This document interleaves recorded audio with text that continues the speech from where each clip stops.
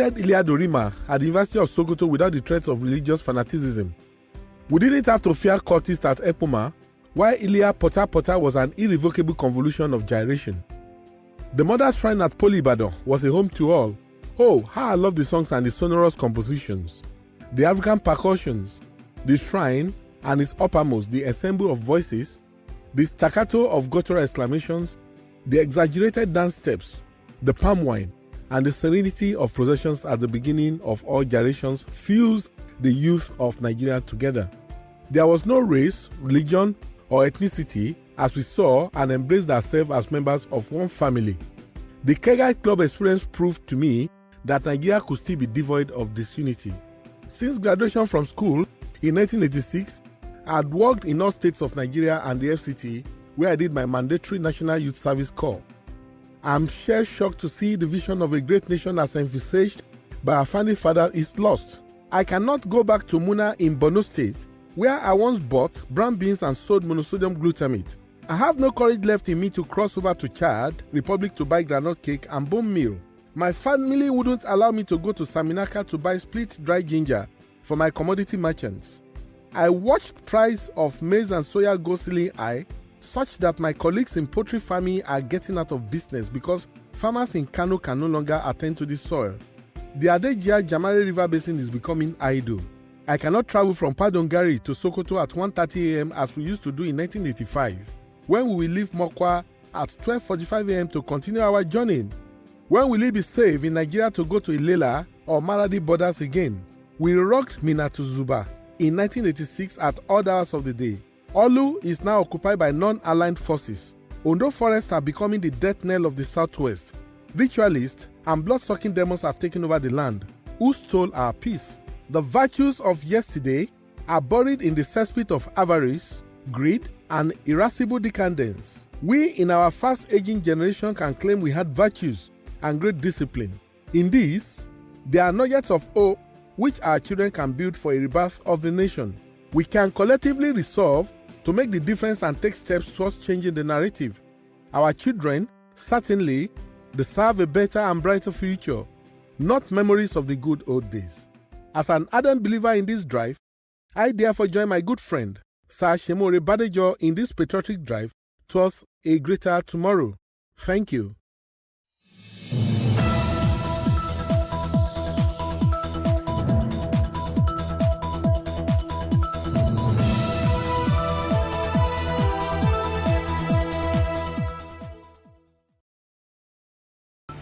Redeem your image. Middle Belt and Southern leaders tell the Nigerian Senate.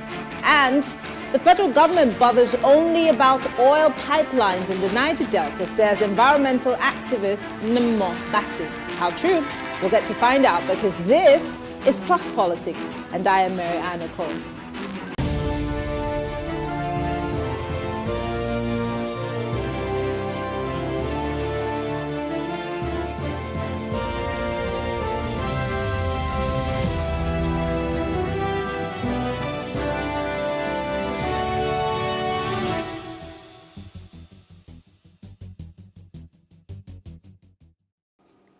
The Nigerian Senate has been advised by the Southern and Middle Belt Alliance to redeem its already battered image, using the opportunity of the Conference Committee on Electoral Act to vote in favor of electronic transmission of election results. The Senate President Ahmed Lawan had set up a conference committee of the Senate, which would meet with the House of Representatives team to resolve the impasse on the electronic transmission of election results. The Senate leader, Abdullahi Yahya, who would lead the committee, also includes the Senators Kabiru Gaya, who's of the Northwest, Ajibola Bashiru Southwest, Danjuma Goje of Northeast, and others. Well, to break this down further, we have joining us Tamuno Williams. He's a legal practitioner. Olawale Okunuyi, Director General Intervention Movement, NIM, and Olaleko Ige. He's a social commentator. Thank you very much, gentlemen, for joining us. Yeah, thanks for viewing. Great. I'm going to start with you, Barrister Tamuno, because this is a legislative matter, and every Nigerian, even those who are not as educated as you and I, understand that there has been some form of a stop, or let's say an elephant in the room in terms of, the major issues that should be addressed in the Electoral Act bill that is undergoing amendment. Now, there was a huge outcry as to the fact that there was some bogusness around the electronic transmission of results in that particular document. The first was that the National Assembly wasn't certain if this was possible in the first instance. And then there was a second where the INEC was asked to liaise with the NCC to see if this was possible. And INEC has come out, time without number, to say, well, we have done this, we can do this, it's not a problem, and we can handle it. We do not need the NCC to hold our hands. But then the National Assembly went on recession. They're back. We still haven't heard anything, apart from now that the Senate is putting together a committee. Do you see this committee addressing the issues, the major issues that Nigerians are most interested in that Amendment Act? Well, the first issue is that when you talk of law, or when you consider law as a phenomenon or as a social guide, it's supposed to reflect basically the values and aspirations of the people. That is why if you're a Christian in the Bible, God told Adam, "Thou shalt not eat that fruit." The fruit itself was not bad, was not wrong. But for God, it was a law that that fruit should not be eaten. Now, if we come back to the point in issue, the issue of transmission of election results is what people desire. But whether that desire is practicable, whether it is the best at this point, and whether technically it can be done, these are completely different issues. But for us, my focus and what I want to happen is that whatever they desire, whatever they want to do in terms of the conference committee will be a function of law, a function of policy, and a function of what some persons feel is their best interest. So in summary, the Senate and the House of Reps will do whatever their principals want them to do. Their main consideration, from what I have known, and from what history has taught us, has not been whether this particular piece of law is at this point the best for the people.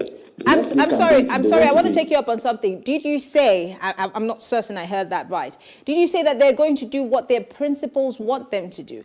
Who are their principals? Because if you ask me, we should be the people that you're referring to. These people are there representing us, except the reverse is the case. Are they representing themselves? Now, the principle, there are three categories of principals. The first is that every elected officer is supposed to come back to his constituency and then take their mandate, consult them. I'm from Okrika, River State, and even in your own community, when last did you see your members of reps or senate come to say there will be a voting on electoral transmission, by co-transmission? What do you want us to do? So more often than not, they don't come to consult. So that's why I say that at the end of the day, there are political groups' interests that feel that to transmit the result electronically is not favorable to them. That is one group of principle. Others feel that, look, this is what is best for us to succeed. So, and then you have the people in the house themselves, amongst themselves, using this particular event as a tool for negotiation. So there are three categories of interest and principle. So I'm saying is that if the reps, the members are going to come back to consult us, you can surely see the reflection of the people's wish, but I fear that will not happen. Olalekan, this is interesting because I have had this conversation when it first became news and the imbroglio as to whether or not the issue of electronic transmission of results should be even brought into play. Now, we're in the 21st century. You get your monies. I mean, I'm sending you some money. I would obviously ask for your wire transfer details, and I would do that in a few seconds and you'd get it. I mean, literally anything. I could send you an email and it would drop.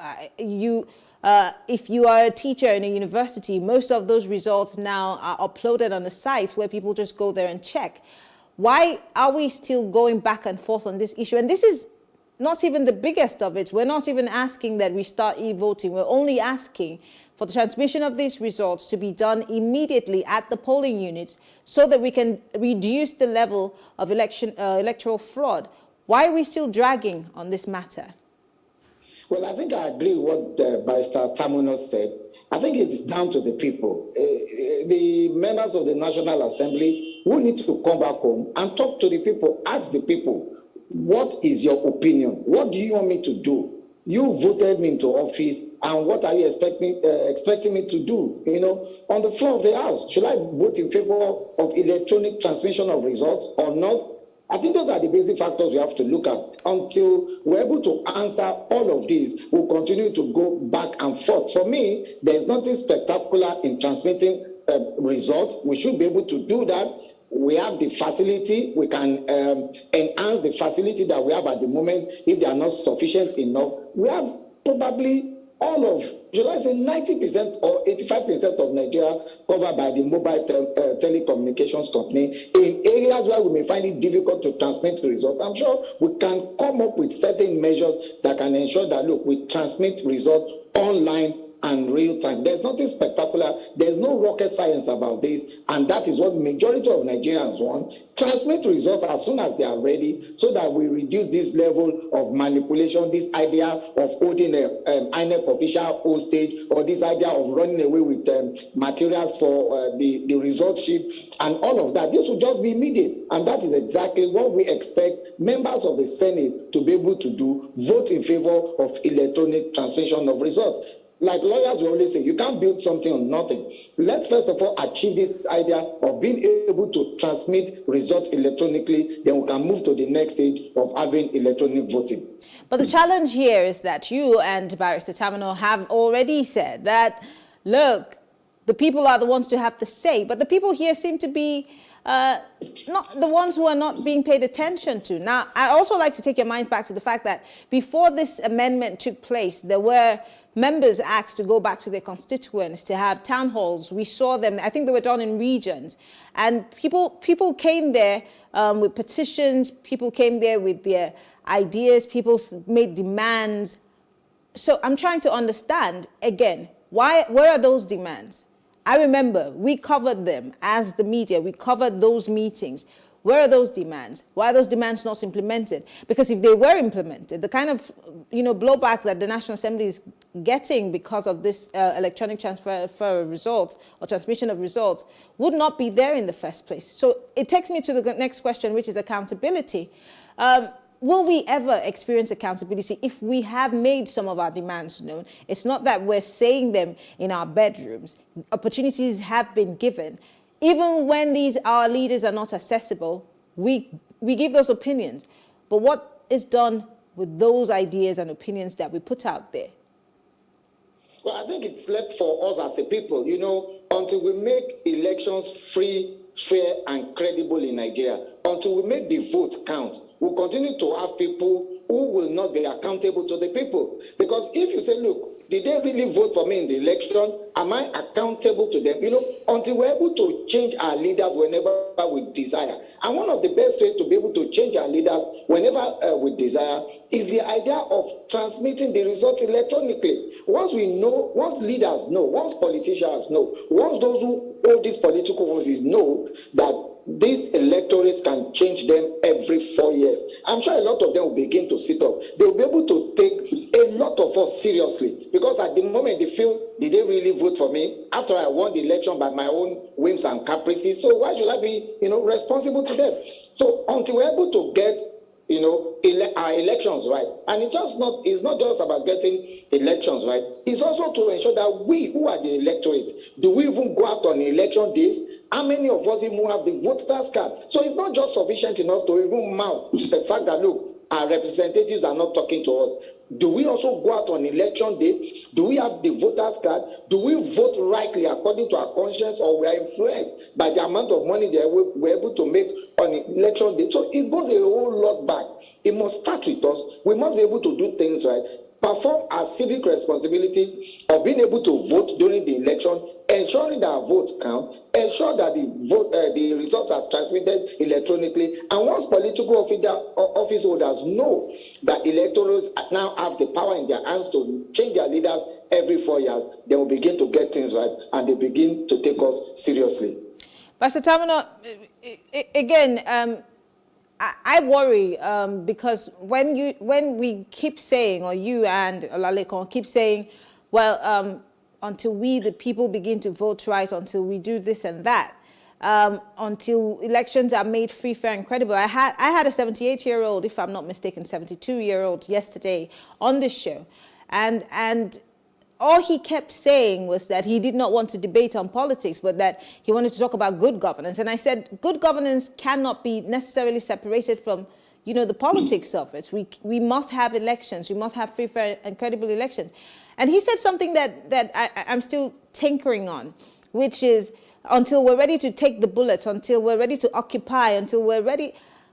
But I ask, will the same National Assembly, who is responsible for making these laws that would help us have free, fair, and credible elections, do it? If they do it, that obviously does that not mean that they're cutting their nose off to spite their face? Again, if we see them not doing this, how do we hold them responsible? Because the only way that we can go to get good governance is through the ballot. But if the system is rigged against us, the people, what other avenues can we employ to, be able to get these people to be accountable to us? Because we, on the other side, are more than a handful of them who are leading us. Our situation is there. We are in what we call political quagmire. A quagmire is like when you fall into a pit.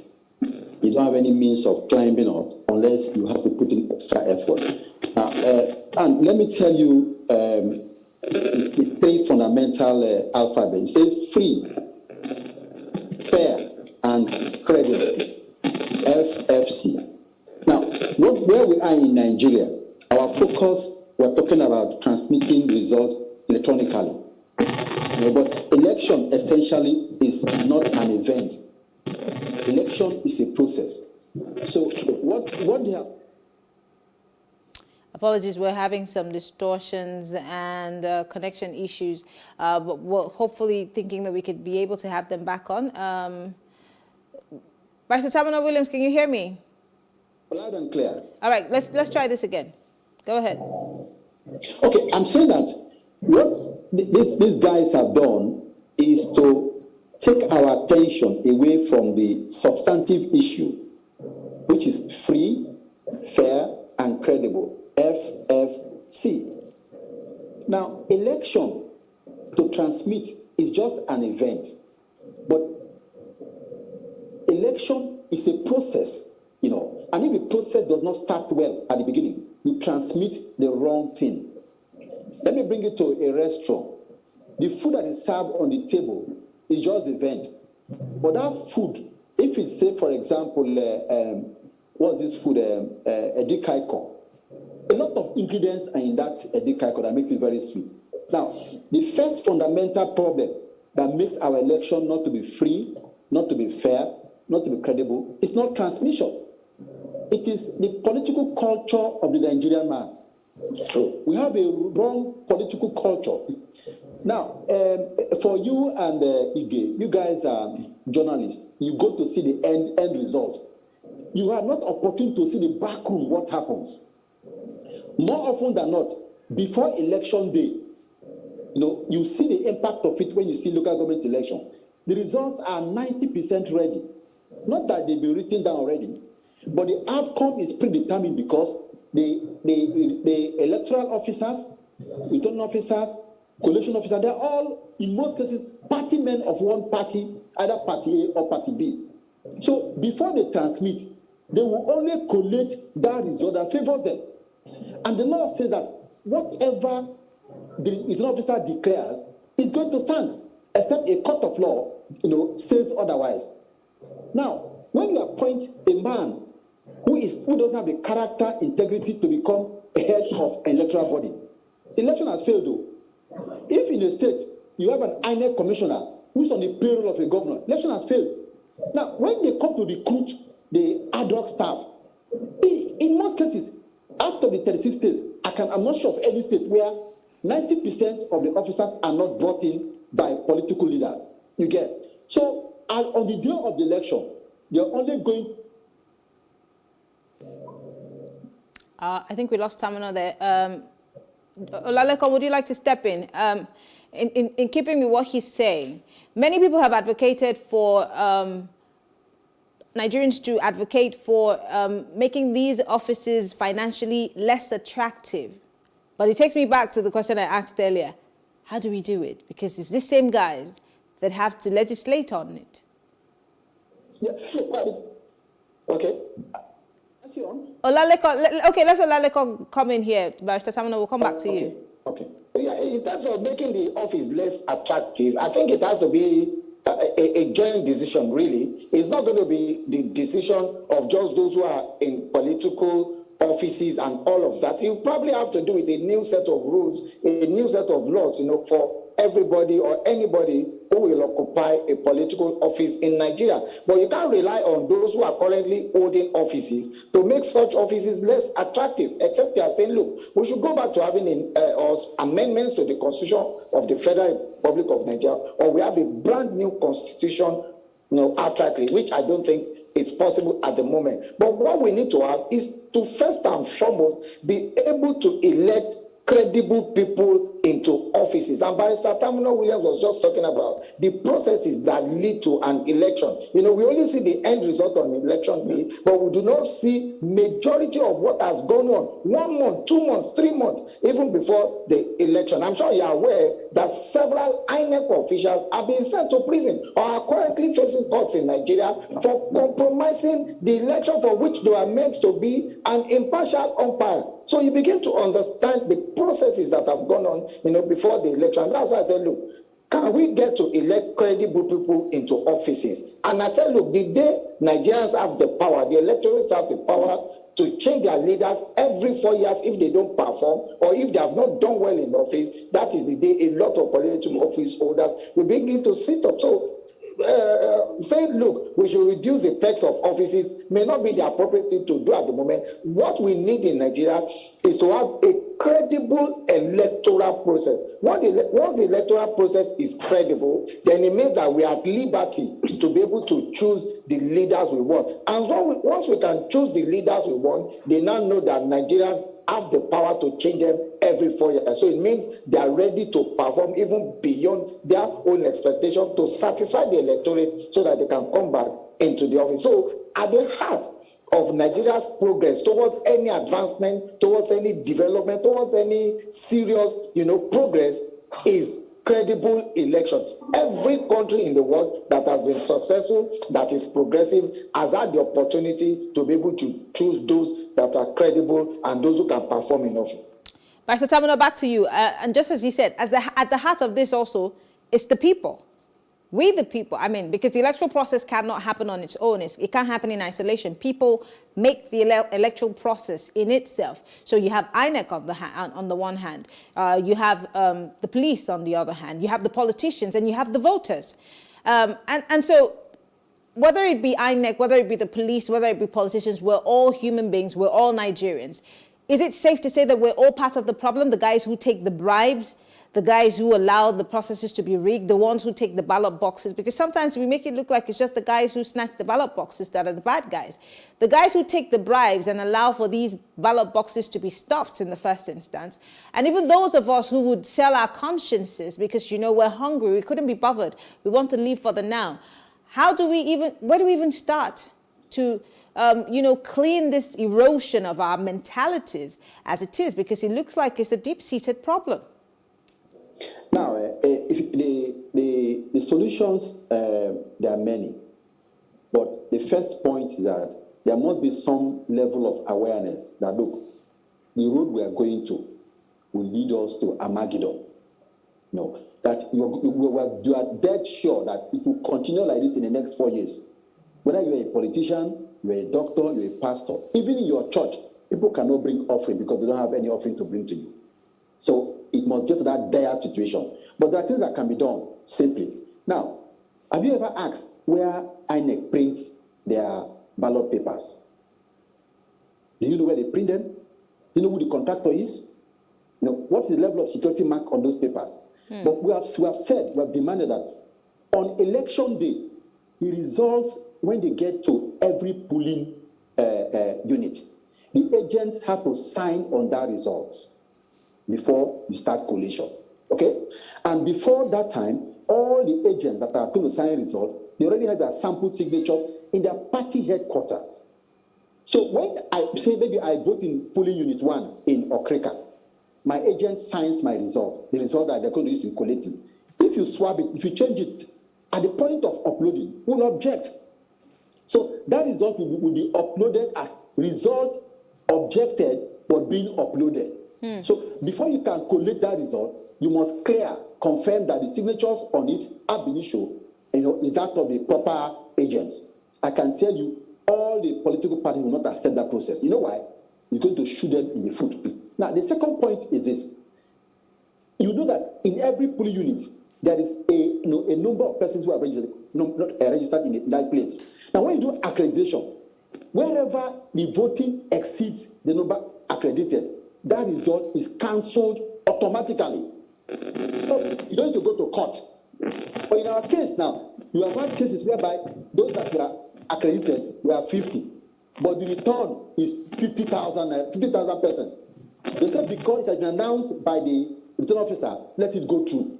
Then the last one, which is very fundamental, is that when you are eventually proven to have cheated in an election and you were voted, you occupied office, every kobo you have earned from the day you assume office till when you leave, you will refund it. So there is an inbuilt penal measure. So the moment they get you, they find you that, look, you actually came through a rigged process, you lose everything. But under the current law, if you serve 3 years or 4 years and they say the election was wrong, that you are wrongly declared, you still keep your property, your benefit and all that. So the point is that we need to be more innovative, and not just the fact that let's transmit. What are you transmitting? The garbage you are transmitting, or the one that was prepared in the house you are transmitting, or the one that was even uploaded earlier? So I submit that, look, our political values are bad. That is why even if you bring a pastor to become INEC commissioner, he will be inundated with overpower. So there has to be a great movement to change the trend now. Wow. And on the last note, Olalekan, he talks about orientation, that we need to have a reorientation of sorts and a change of mindsets. But do we wait for the NOA? Do we wait for political parties to teach us voter education, or do we just wait for the media?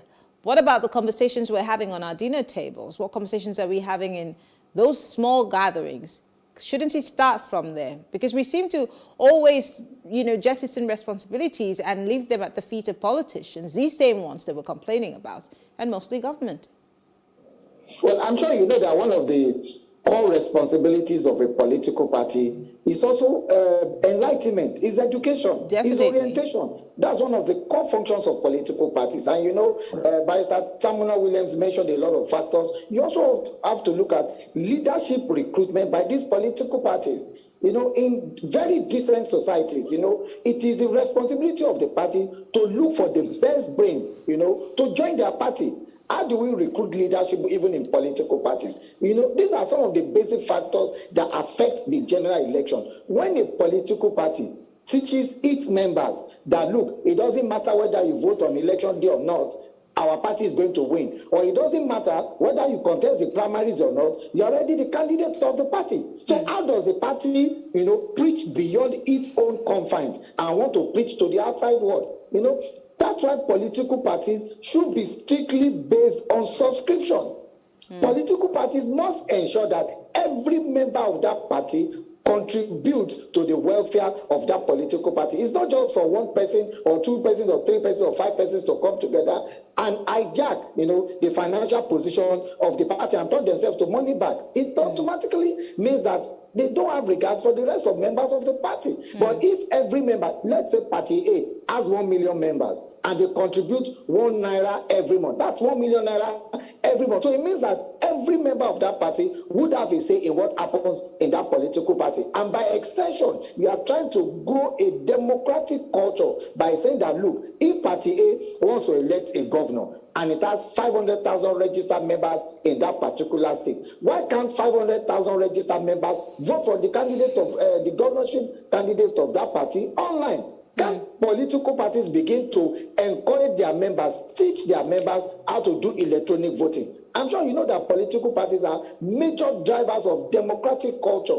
So you can imagine Party A has ways and means of doing electronic voting for its members across Nigeria. Don't you think it would be easier for that political party to preach it to the rest of Nigerians to say, look, in our party, we have been doing electronic voting for the past 2, 3, 4, 5, 10 years, and it has favored us. Why can't we extend this to the national level or widespread level, across Nigeria? So it's the responsibility of the party to ensure there is enlightenment, to ensure there is education, to ensure there is orientation, and because they must also look for people who are credible to contest on the platform of such political party.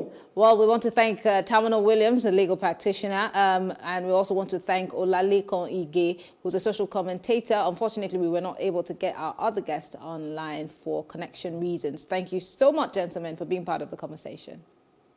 Thank you very much. Appreciate it. All right. Well, thank you all for staying with us. We'll take a short break now, and when we return, we will discuss the state of the environment in the Niger Delta. Yes, we have to. But then, of course, there's politicking to it. We'll be back shortly.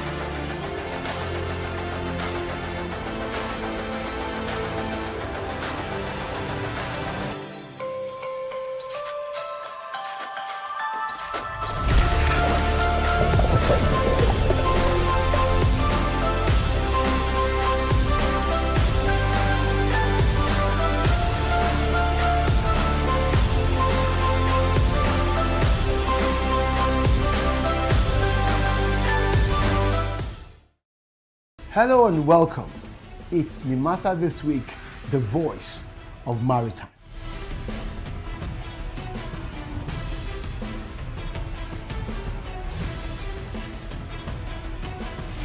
Nimasa This Week is brought to you by the Nigerian Maritime Administration and Safety Agency.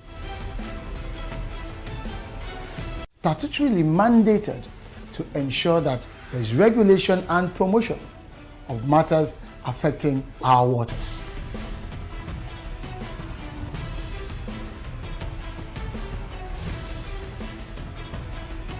NIMASA bears responsibility for search and rescue, shipping development, and ship registration.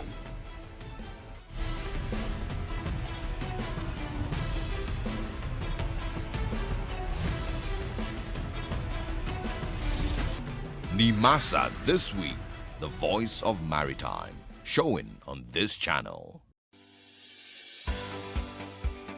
Businesses in Africa can be very challenging. In Nigeria, it is particularly intimidating, and successful builders have learned how to navigate a hostile environment to unlock opportunities. But one major challenge businesses face is how to filter through the noise and identify where their ideal customers exist. Get insight and practical steps from industry players and captains of industries. Hear success stories to help you make informed decisions as you scale your business in Nigeria. Watch Business Insights at this time on PlusTvAfrica. Nigeria's Niger Delta region from where the black gold fuels Africa's largest economy, where the lines between wealth and poverty has never been thinner. Conflicts, poverty, insecurity, and environmental challenges daily confront the region. How can the Niger Delta story be changed for the better?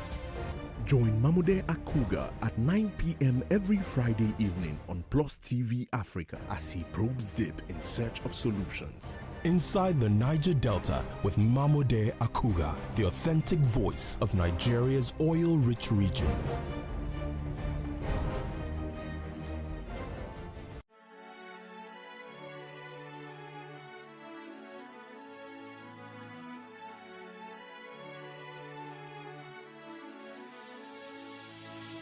It is engagement we need to have. Those who suffer miscarriages are never taken into account. Members of the National Assembly are also influence peddlers. You are sitting on Nigerians' money. From the Babin, I pay my rent. From the Babin, I send my children to school. A consultative engagement. No any tangible notification before they ban us. It's one thing for people to be at your back and the heat of the moment, and another thing for them to still be with you when push comes to shove.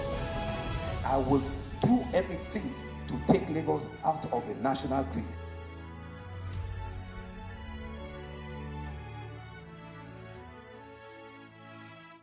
Are you ready to party right from the comfort of your TV screen? The Rundown's here to save the day.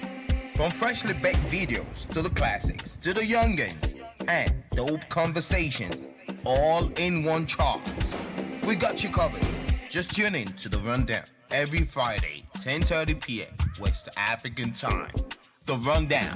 Let's turn it up.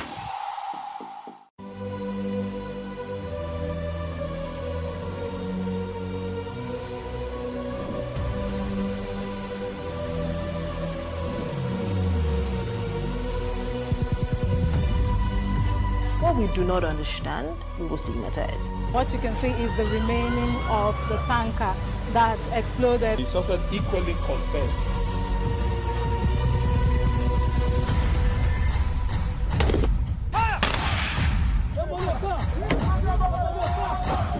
A 500 naira they collect them. If you no talk, then go beat you. Now 2,500 they pay.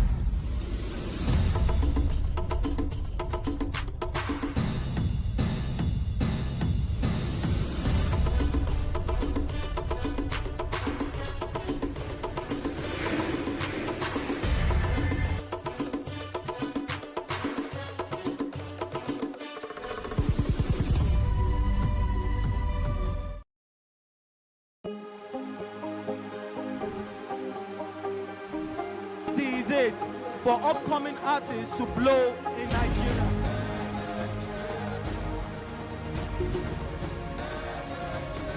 Welcome to Plus Trending. I am Booking November, your host, saying thank you for joining us on today's episode. Welcome back. It's tea time on PlusTvAfrica. Practice makes perfect. I'm not perfect yet, but I'm a lot better than I used to be. He's a king. He's entitled to marry 100 if he wants to.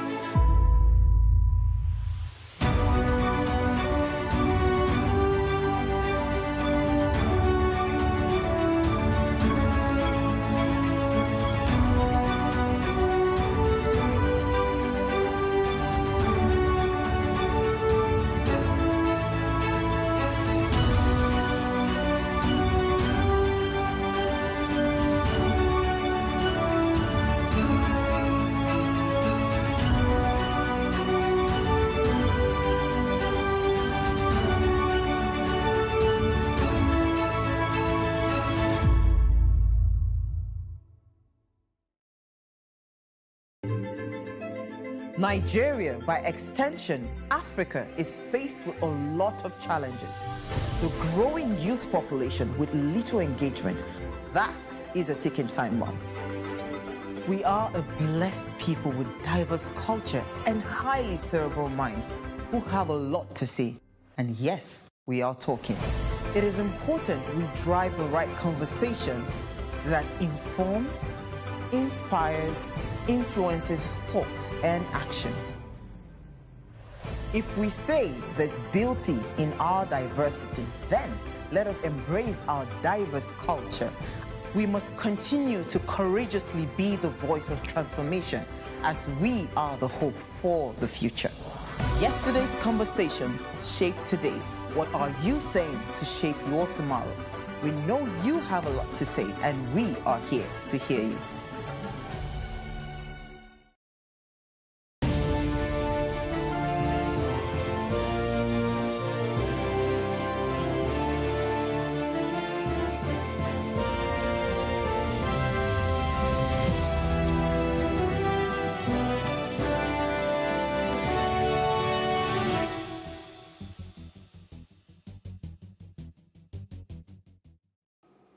You're still watching Plus Politics. We did say we were going to bring you a conversation about the Niger Delta and the politics of security, but unfortunately we're having connection problems and we cannot have our guest on.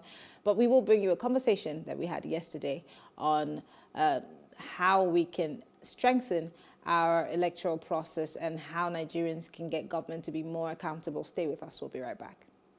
The Pan-Yoruba Socio-Political Organization, Afenifere, has expressed support for calls by the Southern Governors Forum that presidency should be zoned to the South in 2023. Now, the National Secretary General of the association, Shola Ebiseni, stated this in a statement issued. He said that it was President Umar Musa Yar'Adua that was elected on 29th of May 2007 and died May 5th of 2010, who could not complete his 8 years, thereby supposedly depriving the North of some 4 years. He also called on political stakeholders from the South to not be lured into the unpatriotic step of seeking such other positions as national chairman of main political parties, but join forces to demand and ensure that the presidency moves to the South in 2023. Well, joining us to discuss this is Sir Ayo Okpadokun. He is the leader of the National Democratic Coalition, NADECO. Thank you very much for joining us, sir. Okay, good evening. Yes. It's interesting that Mr. Biseni is saying that the southern members in political parties should not accept party chairmanship. But unfortunately, the PDP has zoned its national chairmanship as we speak to the South, meaning that there is no hope in terms of zoning the presidency to the South. Well, I'm sorry that I don't want to be drawn into this discussion because that's not the. Yes, but Afenifere has been a group that is asking for power to bring. I'm not a member of Afenifere. I've left Afenifere since 2001. But you're a Southern leader, I'm General Secretary and spokesman of the National Democratic Coalition at DECO. But the truth is, all of the Southerners are asking for the same thing, whether it be Afenifere, whether it be NADECO. Even the Southern governors have come across political parties to ask for a Southern presidency. NADECO is not really interested in any partisan posturing. Our concern is that until Nigeria returns to federal system of government, election is not our priority. 2023 is not our priority. And I ask the question, what has Nigeria got positively on the various elections that have been held in the country since 1998? How many elections have been held? How has those elections impacted positively on the Nigerian people? So we don't want to get involved on this unproductive venture.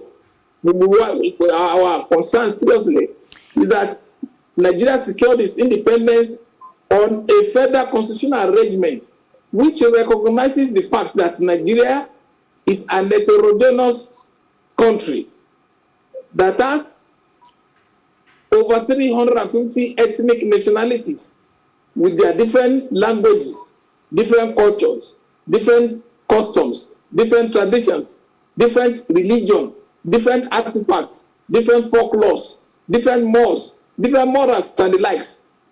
That is, and when we had that, all the wickedness, all the atrocities that have been witnessed in the last, since the army staged a violent military insurrection against the civilian regime of Alhaji Tafawa Balewa, who was the prime minister, were not witnessed by them. So we want a restoration. That is the constitution, the 1963 constitution remained the only all the degrees made amount of by the military, they remain illegitimate legal. They are product of our legality. In fact, they are treasonable till tomorrow. So we don't want to get involved in this unproductive venture. Let me ask, because you say you do not, that the election process is unproductive, and you are interested in a democracy. What is a democracy without an election? And if you are not happy with what is happening, what has NADECO been doing for the past election cycles? What advocacies have they pushed, and how powerful, what breakthroughs have you gotten? Because it's not enough to say, well, we're not interested in this thing because it's an exercise in futility. But what are you doing to change that process and make it an exercise that would pay the process? As a journalist, I expected you to be aware that I remain the convener of the Coalition of Democrats for Electoral Reform. This is public knowledge. And I know this. But I'm asking you now, I'm putting you on the spot, sir, because you are on national TV. I appreciate what you're doing. We know what you do. Every journalist who knows about NADECO knows what you're doing. But I ask again, you can't just say that the exercise is an exercise in futility. What do we do if we want a change of sorts and we haven't gotten that change? Because we're going to keep having elections because we are in a democracy of sorts. And if you say that these elections are worthless and it's something that you don't want to exert your energy on, where does that leave us as a country and as a people? At all. You see, the oppressors, those who are unduly benefiting from this so-called election, are the ones trying to guillotine the entire populace that election is the answer, whereas it is not, because they know the machinations they fit into it, and the kind of people that will be so-called, who will be able to use stolen funds to bribe the electorate to vote for them, to bribe the electoral officers to manipulate the result, to bribe the security agents to look the other side, and to even bribe the election tribunal to confer legitimacy to their illegitimate so-called victory. So those are not the kind of things that worth the while of people like us at this stage. We commit too much for the current. We wanted a democratic system. What we now have is a civilian government, not a democratic government. So nobody should be deceived. People like us cannot be deceived. There's nothing democratic in what's going on. And so it takes me back to what I asked. Yes, we know that there are people who are not happy with the system. Nigerians obviously are not happy. And you and I are in this country. We've seen all the things that have played out in the past few years, even before this administration. But when we say, again, that the system is rigged against the average Nigerian, is rigged against us. It's now us versus them, according to what you're saying, that these things no longer interest you. I'm still asking the question, where does that leave us? Because you sound more like you've been there, you've done that. So what do we do? Throw our hands up in the air? How do Nigerians try to unrig this system that you think is rigged against us? No. Nigerians should be ready to take their destiny into their hands. How? And what do they do? On each street, in each hamlet, they should mobilize themselves for street action to demand that the current system is unsuitable and unacceptable, and that they will not vote in any other election.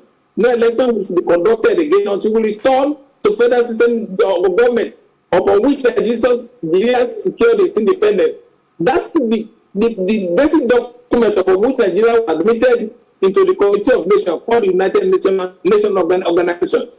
So all that we are doing is an illegality, and because we have submitted ourselves cheaply as subservient people to the diktats of the military junta. That's why we are today.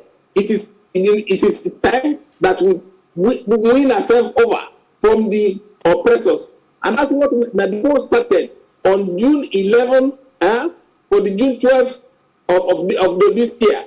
We wrote an open letter to President Buhari talking about the atrocity that he has committed since he got into office. And we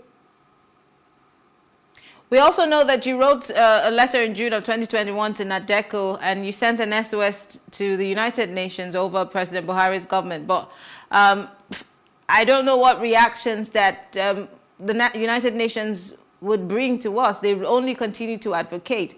But I'd just like to take your mind back to October of 2020. That was the last time Nigerians who seemed fed up emptied into the streets.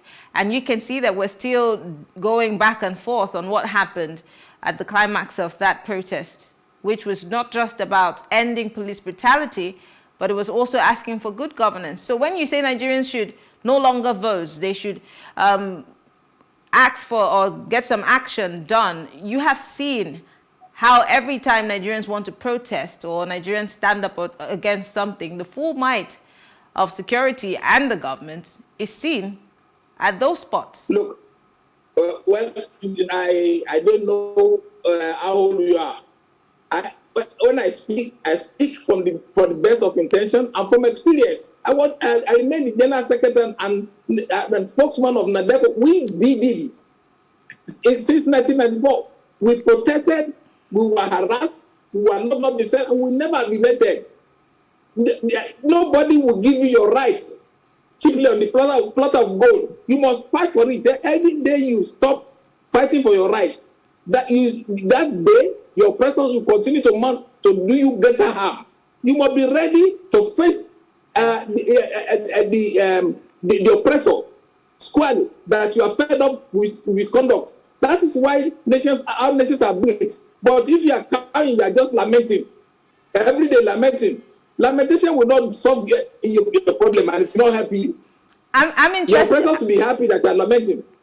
I might not be as old as you, but of course I am informed, just as you asked me how old I am. But I'm going to still again tell you that there are people who were killed at the Lekki toll, we're not going too far, just last year, because they came out, in your words, to continue to press home their demands. As we speak today, where are the people who are supposed to support, to continue to, who's going to stay if they see bullets flying over their heads? Who's going to let their child, or which man or woman is going to come out? Let's be realistic. Since we're saying let's be realistic. How many Nigerians are going to stay the course? We've seen Occupy Nigeria. We've seen all of these things. How many Nigerians are willing to come out and press home their demands? Stop preaching this homily to people like us. I say to you that anyone who wants to secure his rights must be ready to die for it if that is what it costs. There are times in the life of any nation when people should be ready to be martyred for the advancement of that community. When there is nothing like that, when nobody is ready to take the bullets to sleep in police cell, and you want your right to be given to you by the oppressor, then you better go home and sleep. Just surrender. Interesting. So I'm also expecting that we will see more people from NADECO occupying the streets or occupying National Assembly. You will see, I'm 75 today, by the last month, by the grace of God. I've spent the last 75 years doing the same thing. I've never relented. So you are not the one to be asking NADECO to come. Our affiliates are already busy doing something. Oh, I think we lost that connection, unfortunately. Mr. Padoko, are you still there? Let's just wrap this up. Are you still there? Yes, I'm there. Okay, quickly. So in closing, for every Nigerian who's listening to you now, finally, as we leave, because we're almost out of time, you're saying NADECO has been doing this. Like I said before you went off, that connection was off. I know that in June of 2021, NADECO sent an SOS to the UN over President Buhari's government. And of course, there have been so many other memos that have been going out of the country complaining about the government or the system of governance in Nigeria. But as we speak, we see a lot of people leaving Nigeria. There's brain drain. We're seeing our doctors fleeing. There are lots of people who are running away from this country. And you're saying that if we're not ready to take bullets and sleep in police stations, then the times may never change for us and the country will continue to go in the direction that it is going. What's the motivation that the average Nigerian who's watching you should take home from this conversation? They must be ready to take their destiny into their hands. You have to organize and mobilize to resist oppressors. If you are not ready to do that, then surrender. All right. We want to say thank you. Sir Ayo Padokun is of NADECO, and he's been our guest tonight. Thank you very much for joining us, and apologies for the connection issues. Thank you. All right, thank you very much. Well, we want to thank you all for being part of the conversation tonight. Unfortunately, we do not have more time to continue talking. Well, I am Mariana, and we'll see you tomorrow. Again, as the week is wrapping up, we will bring you a roundup of all our conversations so far. Good evening.